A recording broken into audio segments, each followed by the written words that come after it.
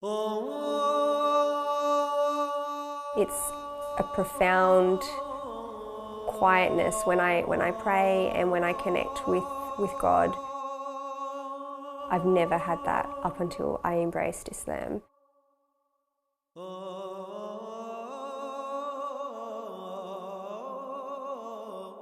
I pray 5 times a day. I fast the month of Ramadan. I'm still new to Islam. I'm working for my religion. It's my belief if I do these things, I'll go to paradise. I'll end up in heaven.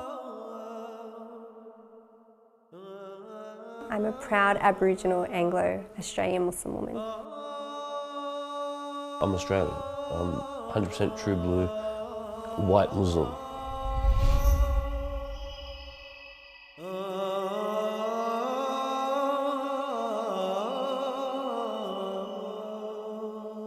So in Islam, there's major sins and minor sins, all right?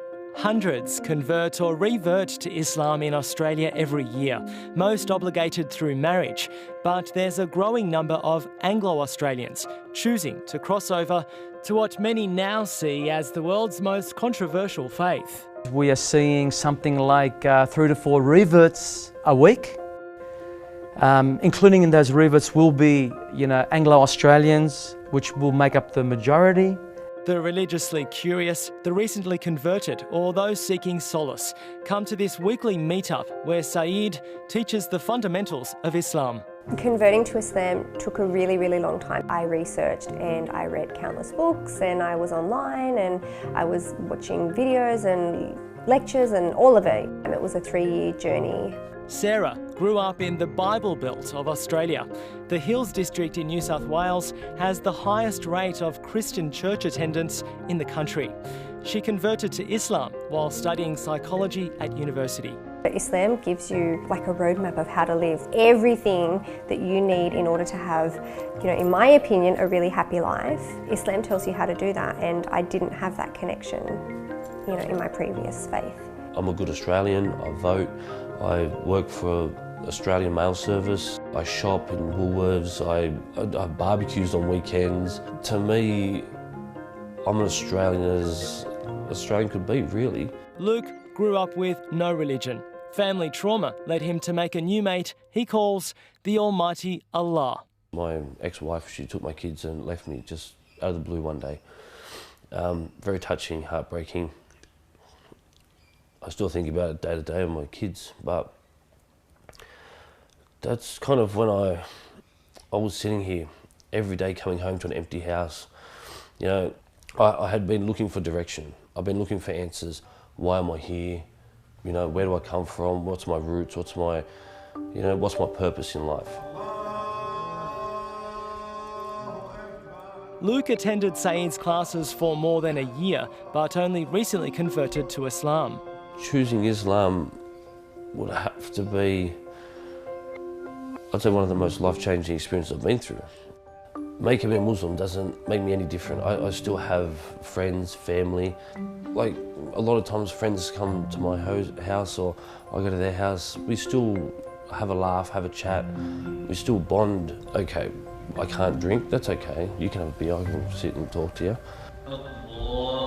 We don't need to go down the milk bar and get a hamburger with bacon on it. We can put that aside.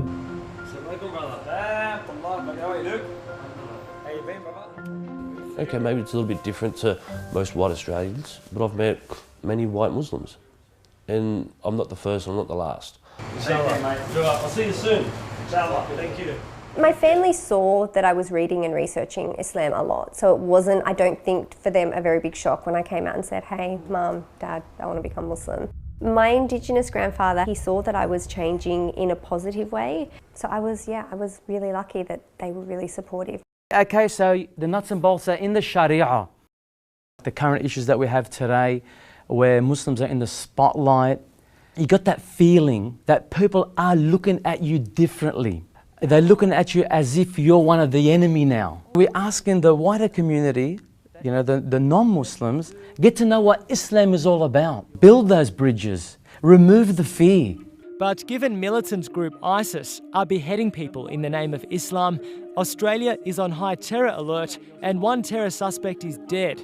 It's not surprising that some Australians are concerned. Islam is quite clear on what is acceptable and what is not acceptable. Amongst those things are like, alcohol. Alcohol is forbidden. Eating like ham, pork is forbidden. And the killing of innocent people is also forbidden. Anyone outside those parameters is acting incorrectly. It's actually as simple as that. I hear of all of the atrocities that are happening overseas and I pick up the Quran, which is my life guide.